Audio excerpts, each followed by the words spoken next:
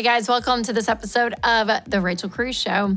So people are going into debt more than ever. The debt levels are going up, and I would say mostly because of inflation. You know, the cost of living today keeps doing this.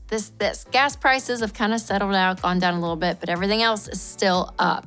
And if you had no margin when it came to your budget and your finances up to this point, and then all of this hits the last, 12 months, you're gonna feel all of your money tighten up and everything going out that much faster. So I thought it'd be interesting. Today, let's look at the states that have the highest levels of credit card debts.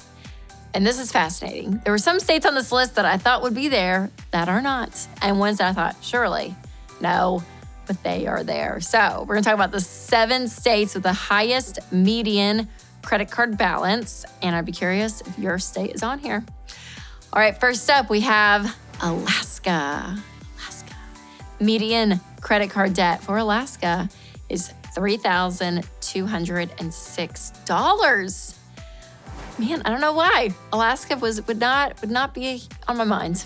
All right, number 2, the District of Columbia. Not quite a state, but this one doesn't shock me. I saw that and I was like, that makes sense.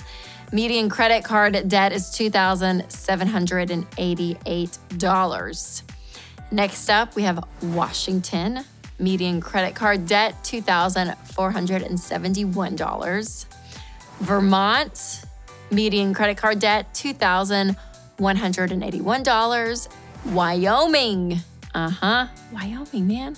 Would not have put you on the list, Wyoming, but here you are. Median credit card debt, $2,324. All right, real quick, I want to take a break to tell you about our sponsor. Are you a busy parent focused on family and faith? Well, what about finances? Times are tough, but there is a budget-friendly biblical solution to rising healthcare costs. It's through Christian Healthcare Ministries. They're caring, cost-effective, and Christian. So to learn more, go to chministries.org/Rachel. All right, next up, number 6 on the list, Oregon. And the median credit card debt for someone in Oregon is $2,208. Montana. Man, Montana would not have put you here, but here you are. Median credit card debt, $2,227. I would have thought California. There would have been other places I totally would have thought would be on that list, and they're not. So listen, regardless of whether your state was on here or not, you don't have to be part of this statistic. So listen, you can pay off your debt and avoid going into debt in the future. So I know credit card debt, man, this is a slippery slope because people have their credit card and they think, I'm just gonna use it just in case there's an emergency. And then all hell breaks loose with the economy and inflation skyrockets and you're like, my groceries cost what? To fill up my car is what? God, we don't have that extra money here in our account.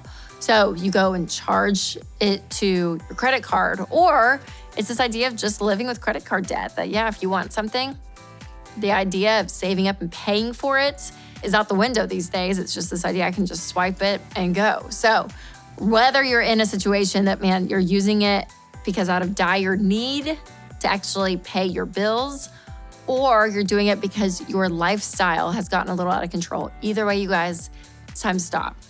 It's time to say, I am sick and tired of letting this fear of not having enough money causing me to swipe this credit card because the money's not there. I'm done living this life. I'm done doing this. So whether that means that you up your income and you cut expenses or you do both, figuring out a way to live debt-free does so much for you.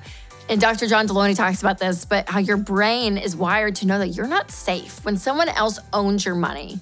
When you are in debt, when Toyota Motor Company owns part of your paycheck and MasterCard owns it, and all this stuff, you guys, your student loan, everything. Like when you have people that own part of your life and dictate your future and say you have to pay us or else, and there's consequences of fees and penalties and interest and all of that, like functioning in that, you're not safe. And there is something about this piece, this financial piece, when you don't owe anyone anything.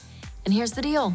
You can do this. You can get out. We talk about this a lot on this show, but paying off your debt smallest to largest, regardless of the interest rate, pay minimum payments on everything and attack that smallest debt first and working your way out of debt. Yes, it's a journey. Yes, it's a process. It doesn't happen overnight like that.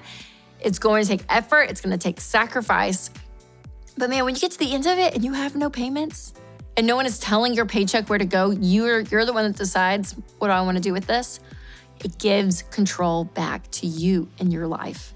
It does so much, you guys, not only financially, but also mentally and spiritually. Something just has this level of peace, again, when you don't owe anyone anything. All right, make sure to share this video with someone that you know needs a little bit of encouragement when it comes to paying off debt. Maybe it's someone that you think, yeah, I've heard them say, oh yeah, you just have to live with debt and debt is a part of your life. Someone that believes that, send them this episode and encourage them and tell them there is a different way. You actually can live life debt-free. So remember, you guys, to take control of your money and create a life you love.